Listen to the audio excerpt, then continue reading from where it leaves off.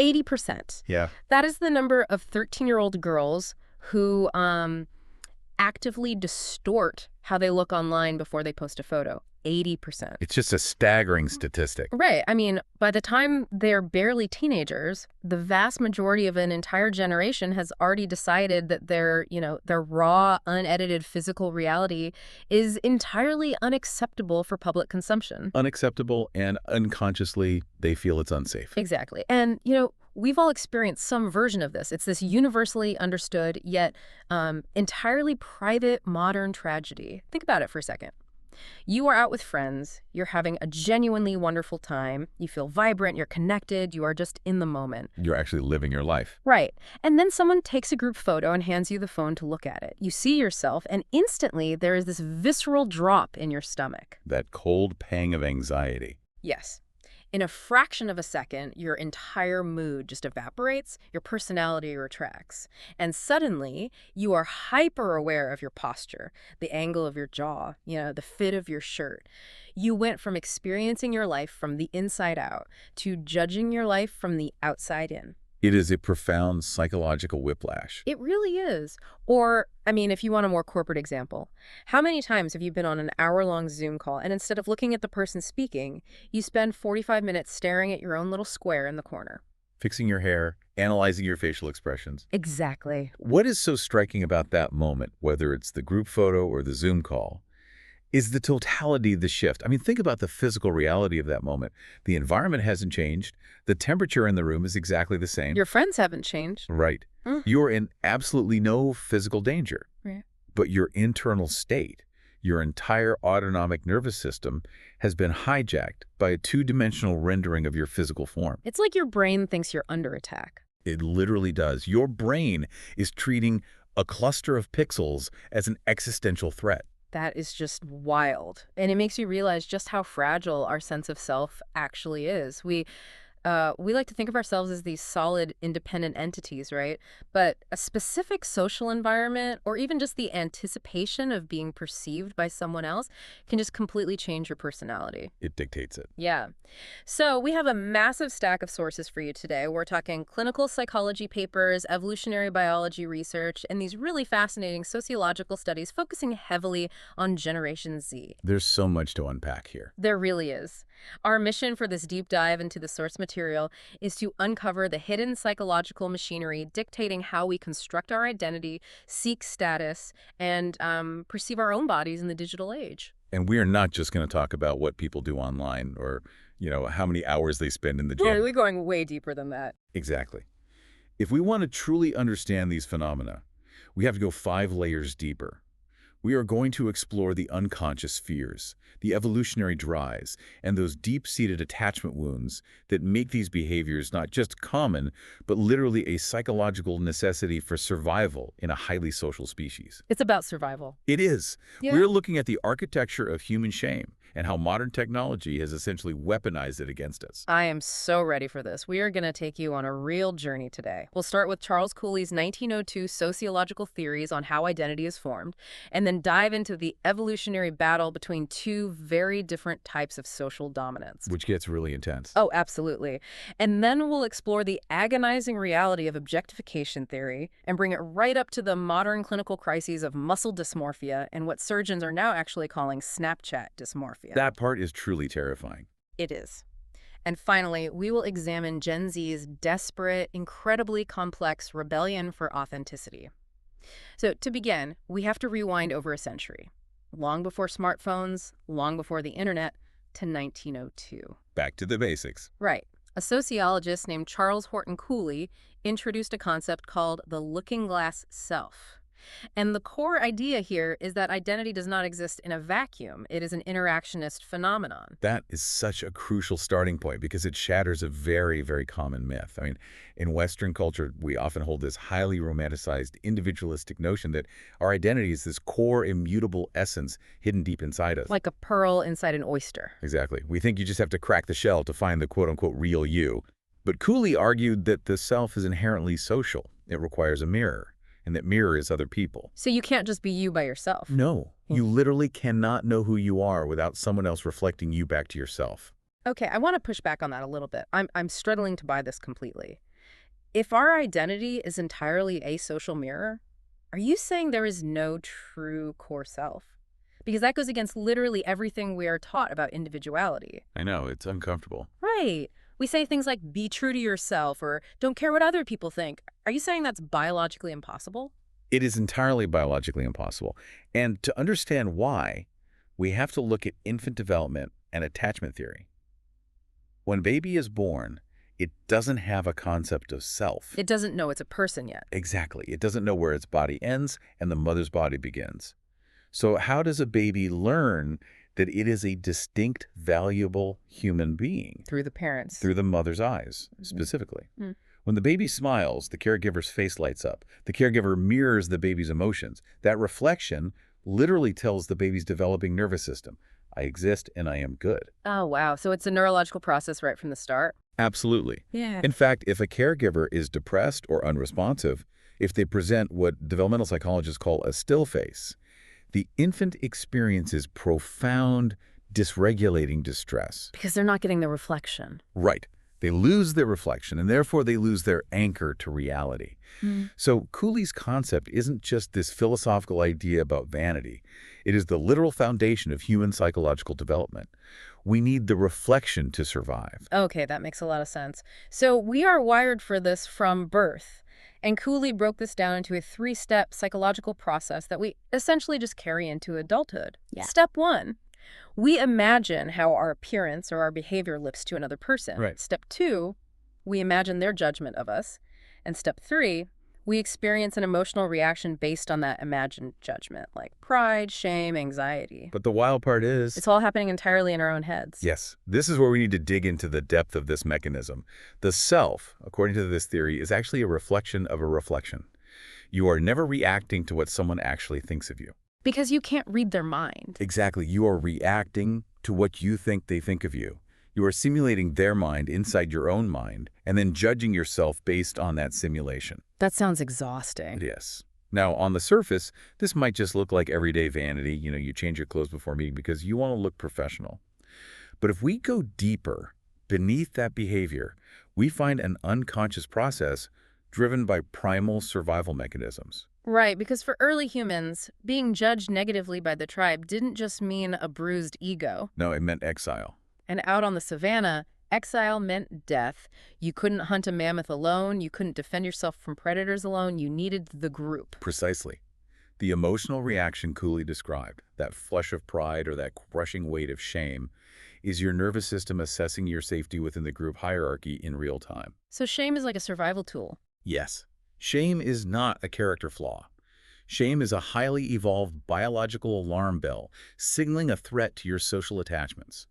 When you feel shame, your brain is screaming, "Warning! The tribe disapproves. You are about to be cast out." Wow. So when you feel that pang of anxiety looking at a group photo of yourself... That is not superficiality. That is a deeply ingrained evolutionary system trying to protect you from tribal abandonment. Yeah. You are assessing your social capital. But here's what I keep coming back to. If human identity is based on this social mirror, if we rely on the reflections of our small, close-knit tribe to tell us who we are, what happens to human psychology when we are suddenly surrounded by a billion funhouse mirrors on our phones? It creates a state of chronic, unresolvable psychological tension. I mean, in Cooley's time, your looking glass consisted of your primary group, right? Your family, your close friends, your local community. People you actually knew. Exactly. The feedback was manageable, it was contextual, and grounded in real-world interactions. You knew the people judging you, and they knew you. Today, the digital looking glass is infinite. It's anonymous, and it's entirely stripped of context. It's a massive psychological paradox. We fiercely believe our identity is our most private, internal possession.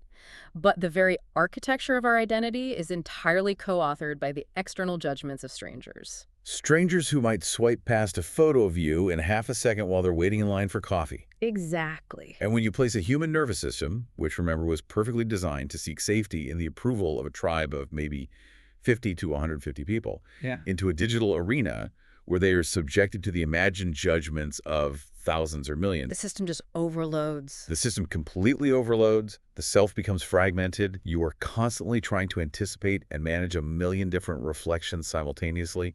It is an impossible cognitive load. So if Cooley is right, and we only know our value based on the tribe's reflection, how do we actually climb to the top of that tribe? Because looking in the mirror isn't enough. We want the mirror to tell us we're the best. We want status. We need to feel secure in our rank. Right. And that brings us to the evolutionary biology research in our sources, which says there are essentially only two ways to climb the social ladder. This is known as dual strategies theory. This is a fascinating framework. It is. According to this research, humans secure social rank through two distinct pathways: dominance and prestige. And these two pathways are fundamentally different in their mechanics, their emotional signatures, and their evolutionary history. Dominance is phylogenetically older. Wait, phylogenetically older? You mean we literally share this brain wiring with apes, whereas the other strategy is something uniquely human? Let's translate that for a second. Yeah, exactly. When we say phylogenetically older, we mean it sits deeper in our evolutionary tree. We share the dominance strategy with chimpanzees, gorillas, and many other mammals. Dominance relies on force, threat, resource withholding, and intimidation. It is a coercive strategy. You do not confer rank upon a dominant individual because you respect them or want to be like They them. submit because you have to. Right. You submit because you are acutely afraid of the costs of challenging them. You are submitting to avoid violence or starvation. And the research links this dominant strategy to specific negative personality traits in humans, particularly hubristic pride and narcissism. It's the schoolyard bully taking lunch money, or the toxic boss who threatens to fire you if you don't work the weekend. They take power. By force. But prestige is entirely different. Yes, prestige is an incredible evolutionary innovation. It is arguably the strategy that allowed humans to build complex civilizations. In a prestige hierarchy, social rank is not taken by force. It is freely conferred by the group. Freely conferred. The group actively decides to elevate an individual in exchange for their skills, their knowledge, and their generosity. You grant someone prestige because you want to learn from them, or because their altruism directly benefits the collective. So it's the difference between the boss who makes you work late by threatening your job versus the mentor who you gladly work late for because they inspire you, they teach you, and they actually share the credit when the project succeeds. Precisely. And if we want to understand why a person defaults to one strategy over the other, we have to look through the lens of developmental psychology and what is called life history theory. I was looking at the life history theory in the notes, and it seems to suggest that a chaotic childhood literally wires your brain to be a bully because you don't trust the future. Is that what's happening neurologically? How does childhood dictate whether you become a dominant tyrant or a prestigious mentor? It all comes down to the brain's assessment of predictability and safety during critical developmental windows. If a child grows up in a predictable, stable environment where caregivers are attuned, meals are regular, and the home is safe, their nervous system internalizes a profound belief. Which is? The future is secure. The world is a safe place. This fosters what evolutionary psychologists call a slow life history strategy. Slow, meaning they can take their time. Exactly. Because they feel secure, they can afford to delay gratification. They can spend years investing deeply in learning complex skills, and they can afford the vulnerability required to build long-term cooperative relationships. This neurological and psychological foundation directly correlates with a prestige orientation. They trust the system. Right. They trust that if they contribute to the group today, the group will still be there to reward them tomorrow. But if the childhood is unpredictable, That changes everything. If the early environment is chaotic, unsafe, emotionally volatile, or resource scarce, the child's developing nervous system learns a very different, very harsh lesson. the future is not guaranteed. Exactly. Tomorrow might not come. Caregivers cannot be relied upon. So they adopt a fast life history strategy. They unconsciously learn that they cannot afford to delay gratification or trust in the slow, patient accumulation of respect. So they just grab what they can. They must seize resources and control immediately to survive. This deeply predisposes individuals to coercive dominance behaviors. Their unconscious belief is that the environment is fundamentally hostile, people cannot be trusted, and control must be taken by force before it is taken from them. That is fascinating. So the boss who leads by fear, who uses intimidation and aggression in the boardroom, isn't actually demonstrating strength. They're demonstrating an evolutionary inability to earn freely conferred respect. Exactly. It's a manifestation of a deep, likely trauma-based insecurity. They are acting tough because their inner child is terrified that there won't be enough resources to go around. It is a profound clinical crossover into narcissism, really. Oh, heavily. When we see overt dominance behavior in modern humans, we are usually looking at a lack of prestige generating a compensatory dominance response. A compensatory response, like they're making up for what they lack. Precisely.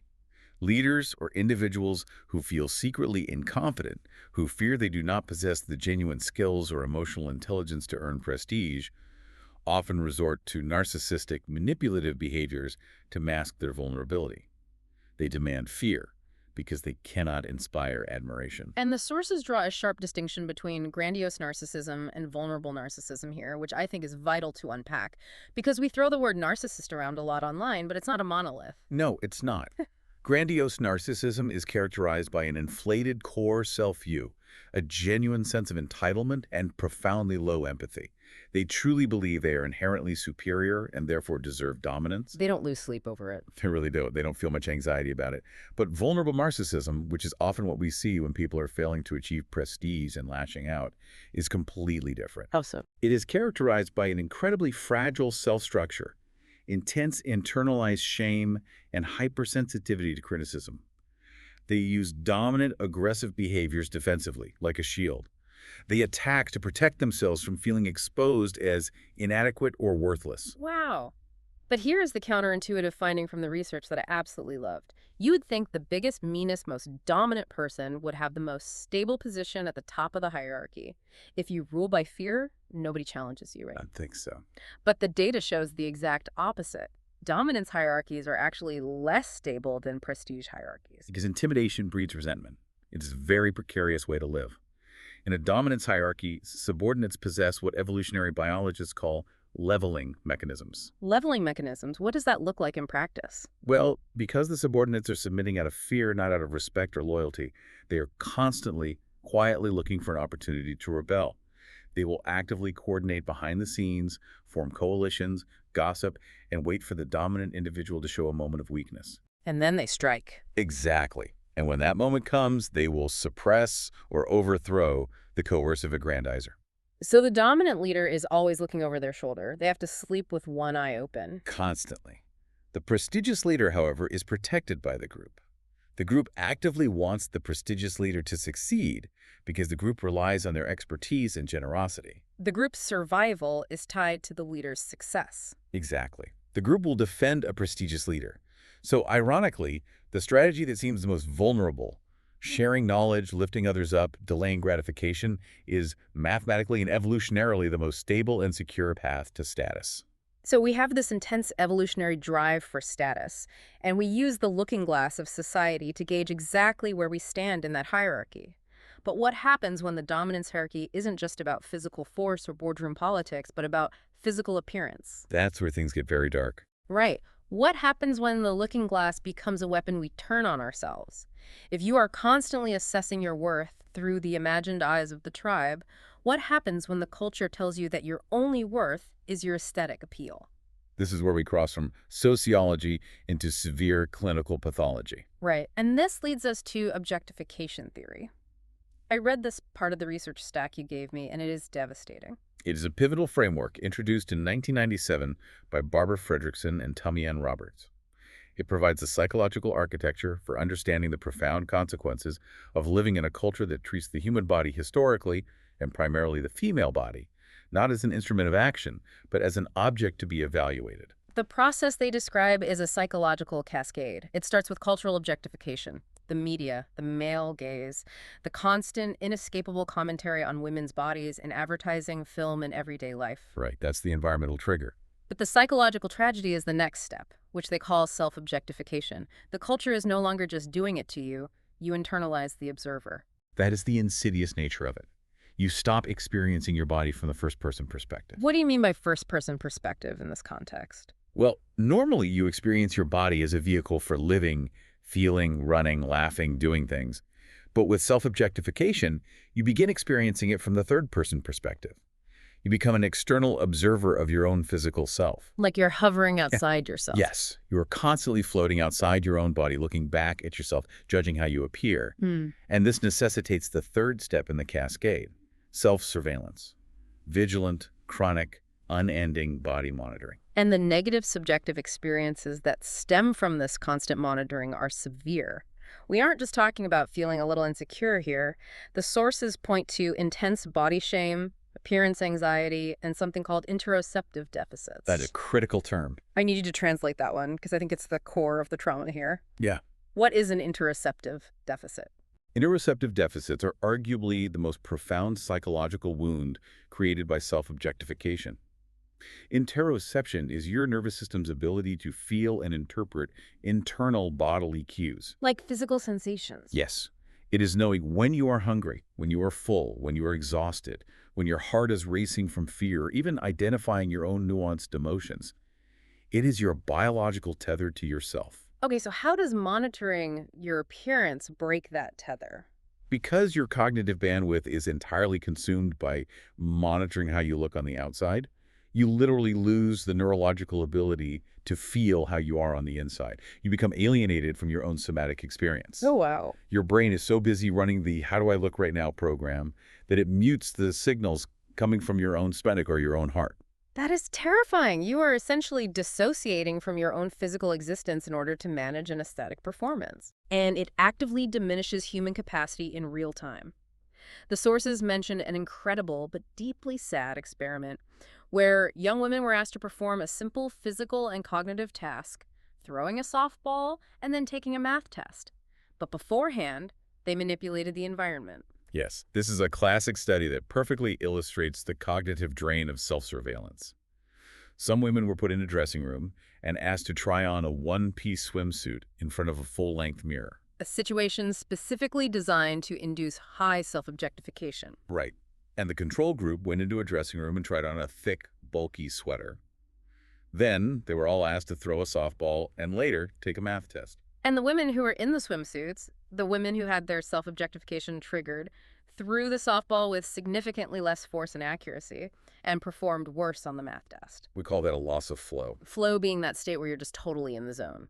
Yes, that state of complete frictionless absorption in an activity. You cannot achieve flow if a percentage of your working memory is constantly checking to see how your thighs look, or if your stomach is perfectly flat while you are throwing the ball. Because you're split. The brain's processing power is finite. Self-surveillance acts exactly like a computer virus running in the background. It quietly eats up the RAM, the cognitive bandwidth, required for complex physical tasks or high-level intellectual problem-solving. So the tragedy of objectification isn't just that it makes women feel bad, it literally limits their cognitive and physical potential by stealing their focus. It's a theft of human potential. And the mental health ramifications of this constant viral drain on the system are clinical and severe. The research explicitly links this chronic self-surveillance as a direct developmental pathway for unipolar depression, eating disorders, and sexual dysfunction. If we trace the unconscious process, it makes tragic, perfect sense. Depression often stems from this chronic shame and the learned helplessness of the situation. If your worth is tied to an impossible, airbrushed aesthetic standard, you are engaging in a battle you are guaranteed to lose. Right. Eating disorders emerge as a desperate, pathological attempt to regain control over the body as object. If the world is going to judge my body, I will control it with absolute rigidity. It's the only thing they feel they can control. Exactly. And sexual dysfunction occurs because intimacy requires deep interoceptive awareness and profound presence. You have to be in your body to feel pleasure. If you're spectating yourself during intimacy, if you're floating above the bed, judging the angle of your stomach rather than feeling the emotional and physical connection with your partner, the biological and emotional circuits are completely severed. It's heartbreaking, but the sources also point out a really important cultural nuance here that we can't gloss over. The core mediational model where self-objectification leads to self-surveillance, which leads to body shame, which leads to eating pathology, holds very true for white and Hispanic women in these studies. Yes, it's highly consistent there. But the research shows a much more complex picture for Black women and lesbian women. They don't always follow that exact same psychological pathway.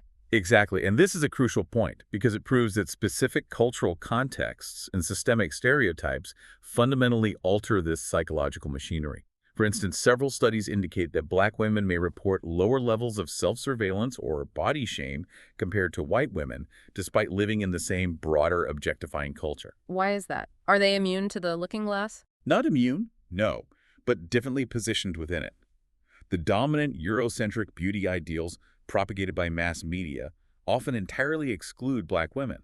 As a result, Black women may develop distinct communal support structures and alternative, culturally specific definitions of beauty that act as a psychological buffer against this specific type of mainstream shame. So they build their own mirror. Exactly. They may push back against the dominant narrative because it was never designed for them in the first place. Similarly, lesbian women may experience different pressures regarding the male gaze, altering their relationship to self-surveillance. It shows that identity and trauma are inextricably linked to the specific cultural narratives forced upon a group and how that group organizes to resist them. And this brings up an emotional revelation that I think completely shifts how the average person views this topic. Self-objectification is so often dismissed by society, and frankly by men, as narcissism or vanity. We see a woman checking her reflection or fixing her makeup, and the cultural narrative is, oh, she's obsessed with herself, she's so vain. Which is entirely backwards. The research proves it's actually a defensive psychological strategy. It is entirely defensive. It is not an expression of ego. It is an expression of fear. In a patriarchal culture where a woman's physical appearance historically and often currently dictates her physical safety, her social capital, and her economic opportunities, monitoring your appearance is an attempt to anticipate and control how you will be treated. It's a survival adaptation. In an oppressive environment, yes. You monitor yourself before the world can judge you in an attempt to protect your vulnerable core self from rejection, harassment, or marginalization. You are managing your armor. That's a profound way to look at it, managing your armor. Now, while objectification theory originally focused heavily on women, this evolutionary drive to avoid looking weak or vulnerable has created a distinct, equally devastating pathology in men. And it's one that goes largely unnoticed. Right, because it is completely masked and actually celebrated by modern wellness and fitness culture. We need to talk about bigorexia. This is a rapidly growing clinical crisis. Clinically, it is known as muscle dysmorphia. It is a specific subset of body dysmorphic disorder, or BDD.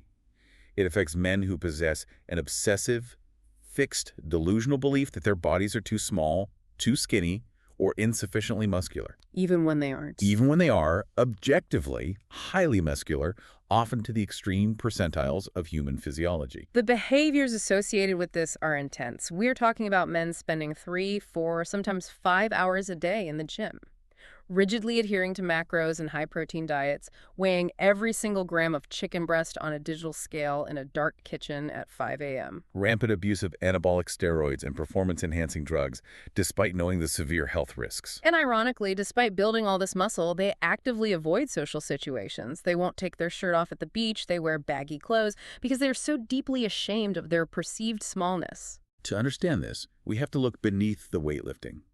We have to look at identity and trauma through the lens of traditional masculinity. Research shows a fascinating psychological dichotomy here. What's the dichotomy? Well, male patients who suffer from anorexia nervosa often show a psychological adherence to traditional feminine roles or reject traditional masculine norms. But men with muscle dysmorphia over-identify with traditional masculine roles and stereotypes to an extreme degree. Okay, let's unpack that dynamic. Why does over-identifying with masculinity lead to this profound delusion of smallness? What is the psychological link there? Because in modern society, physical size and muscularity are deeply conflated with the dominant strategy we discussed earlier. Strength implies formidability. In the evolutionary past, the larger male was less likely to be attacked and more likely to control resources. So it's that fast life history dominance drive again. Yes. These men suffering from bigorexia are experiencing deep-seated, unconscious feelings of inadequacy, shame, or social vulnerability.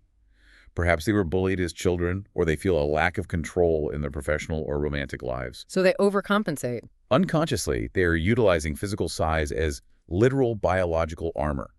They believe that if they are massive enough, if they take up enough physical space, no one can hurt them, judge them, or dominate them. They're building a fortress of muscle to protect a fragile, terrified inner child. But wait, let me play devil's advocate here, because I can hear listeners thinking, isn't this just gym culture? Society praises these guys. You open Instagram or TikTok, and millions of followers are liking videos of these exact men. The captions are all about being disciplined, embracing the grind, and pushing past your limits. They are selling supplements. We call this health. We call it optimization. That is precisely the danger of normalization. We are culturally gaslighting these men by rewarding their pathology. The sources estimate that approximately 22% of young men engage in some form of muscle-enhancing behaviors. But we must clearly define the clinical difference between healthy fitness and pathology, because on Instagram, they look identical. How do you tell the difference? Healthy fitness is integrated into a person's life. It is a spoke on the wheel. It enhances their relationships, their mood, their longevity, and their flexibility. Bigorexia is an obsessive-compulsive spectrum disorder. It is not a spoke on the wheel, it is the wheel. It takes over everything. It interferes with jobs, school, and relationships. So it's when the gym stops being a part of your life and becomes the only thing holding your identity together. You skip your sister's wedding because you can't weigh your food there. Yes. Their entire self-esteem rests exclusively on muscle mass, while all their other human factors, their intelligence, their humor, their kindness, their capacity to love, are completely discounted. If they miss a single workout, or if they lose a pound of water weight, they experience profound clinical anxiety and panic. So the discipline you see on social media Is actually a compulsion driven by the sheer terror of shrinking. It is a life of severe, agonizing social isolation, masked as self-improvement. They are trapped in a prison made of their own muscle. So what does this all mean for us today? We've seen how the mind distorts the body in the physical mirror of society and in the gym. We understand how Cooley's looking glass creates our identity. But now we have to examine what happens when the mirror itself is replaced by artificial intelligence. This is a huge paradigm shift. We are stepping out of the gym and into the digital funhouse. This is where the evolutionary hardware of our brains completely collides with modern technology. In 2018, a cosmetic surgeon named Dr. Tijan Isho coined a term that perfectly encapsulates this modern crisis: Snapchat dysmorphia. And in the wake of the pandemic, we are now seeing Zoom dysmorphia as well. Right. For decades, patients would walk into a plastic surgery clinic with a magazine cutout of a celebrity. They would say, "I want Angelina Jolie's lips," or "I want Brad Pitt's jawline." That was a comparison to an idealized other. Which was unhealthy, but at least it was another person. Exactly. Today, patients are no longer bringing in photos of celebrities. They are bringing in their own augmented reality filtered selfies, asking the surgeon to use scalpels and injectables to make them look like the AI-altered versions of themselves. The filters we are talking about are not just adding cute dog ears anymore. They apply these incredibly complex, seamless edits instantly. They smooth the skin to remove all pores. They narrow the bridge of the nose. They plump the lips. They mathematically correct every single millimeter of facial asymmetry. And it is devastating an entire generation. According to the Dove Self-Esteem Project data in our sources, 60% of young girls are actively upset that their real physical appearance doesn't match their retouched selfies. What's fascinating and deeply concerning here is the terrifying neurological shift occurring in the brain. We really have to look at how facial recognition works. The brain relies on pattern recognition and habituation. When you look in the mirror every day, your brain establishes a baseline for what you look like. Okay, so a mental blueprint. Right. But when you are repeatedly chronically exposed to an augmented reality filtered version of your own face, staring at it on TikTok, taking selfies with it on Snapchat, your brain begins to undergo neuroplastic adaptation. It begins to accept that digitally altered flawless face as familiar and, crucially, as correct. It's like a thermostat. If you put a thermostat in a 400-degree oven, it eventually calibrates to think the whole house should be 400 degrees. The AI filter recalibrates your brain's facial thermostat, so the filter becomes the baseline. That is a brilliant analogy. And the consequence of that recalibrated thermostat is horrifying, because eventually you have to put the phone down. You have to go to the bathroom and look in a normal physical mirror. And when you do, your natural, unedited physical self is suddenly perceived by your own brain as deformed, asymmetrical, and defective.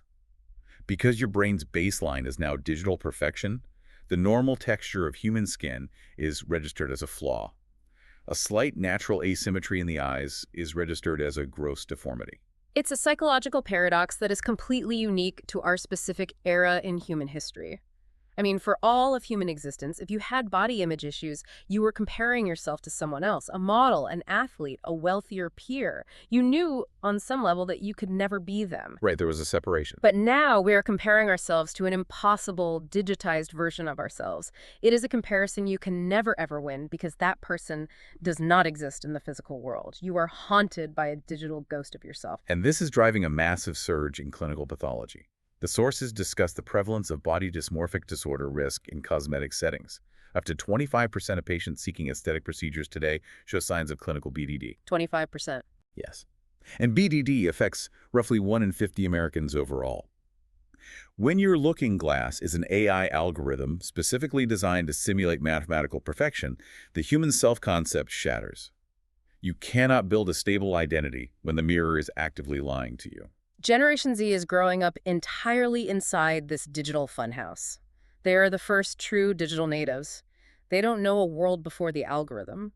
But the sociological sources show they aren't just blindly accepting this reality. There is a massive, complex, and sometimes highly contradictory psychological rebellion happening right now. They are searching desperately for authenticity. Gen Z is in a highly precarious psychological position, perhaps more so than any generation before them. The McKinsey data in our sources shows that 1 in 4 Gen Zers report a significant decline in their mental health over the past 3 years. They're also incredibly sensitive to peer judgment. 42% admit to being heavily swayed by others' opinions online. They feel the crushing, exhausting weight of this curated, filtered performance. They're tired of the panopticon. And their response is to try and break the system from the inside. We see this behavioral shift everywhere on social media right now. Gen Z is actively rejecting the highly curated, perfectly color-coordinated Instagram feeds that defined the millennial era. The aesthetic of perfection is out. Now they are doing photo dumps, posting a carousel of 10 messy, blurry, poorly lit, seemingly random photos, a picture of a half-eaten sandwich, a blurry street sign, a weird selfie. The signal they are trying to send is, I am carefree, I am not trying, I am authentic. They also create finstas. Yes, the fake Instagram. It is a fascinating psychological defense mechanism against a sociological phenomenon called context collapse. Explain context collapse, because I feel like I have a finsta for my dog just so I don't have to deal with my coworkers seeing my weekend life. That is exactly what it is. In the physical world, human beings are highly adept at compartmentalizing identity. You present a slightly different version of yourself to your boss, a different version to your mother, and a completely unvarnished version to your best friend. Right, you adapt to the audience. But on a main social media feed, all of those distinct audiences are collapsed into one single room. You are speaking to your boss, your mother, and your best friend simultaneously. It is psychologically paralyzing. Because what pleases one group offends another. Exactly. You default to the safest, most sanitized version of yourself to avoid offending anyone. The Finsta is an attempt to escape that context collapse. It is a private account for a tiny, highly curated niche audience of close friends where they can express a less heavily monitored identity without fear of broad social exile. And then there is the rise of Be Real. It's an app that absolutely exploded in popularity, ranking #1 in EMEA for authenticity. The premise is radical compared to Instagram. A notification goes off at a random time during the day. You have exactly 2 minutes to take a photo using both the front and back cameras of your phone simultaneously. There are no filters, no editing, no infinite scrolling, and no visible follower counts. Users consistently describe it as a feel-good environment free from the immense performance pressure of other platforms. It is a brilliant concept, but we have to look closely at the authenticity paradox here. In psychological literature, we talk about the tripartite conception of authenticity. Okay, stop right there. Tripartite conception of authenticity. Let's break that down into plain English. What are the 3 parts? It involves 3 necessary components for someone to be truly authentic. Okay. Component 1, a lack of self-alienation.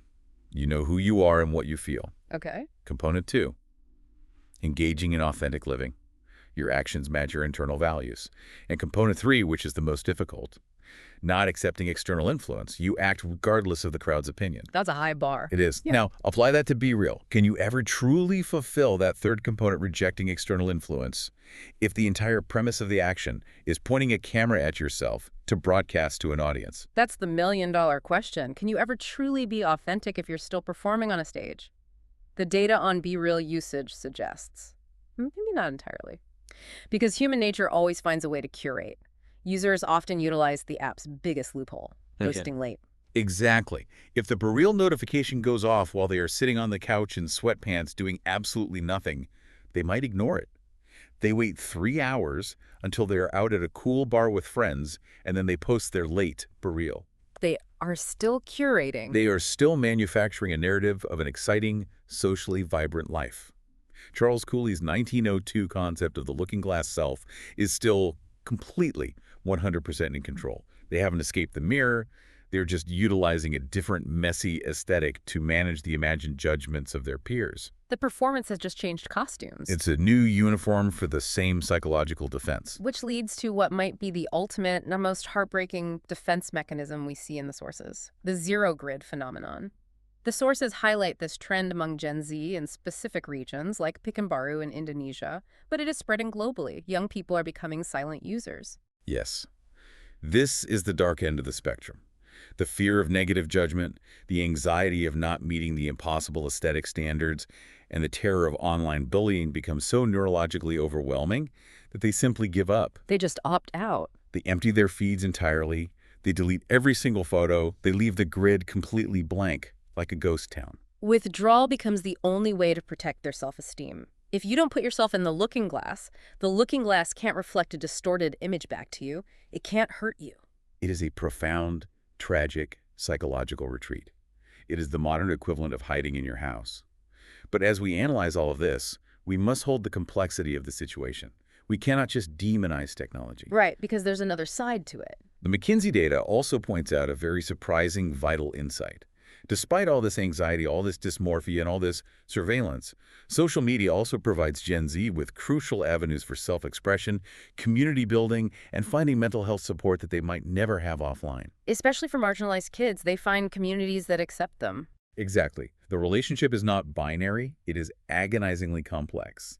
The smartphone is simultaneously the poison and a primary source of connection. Wow.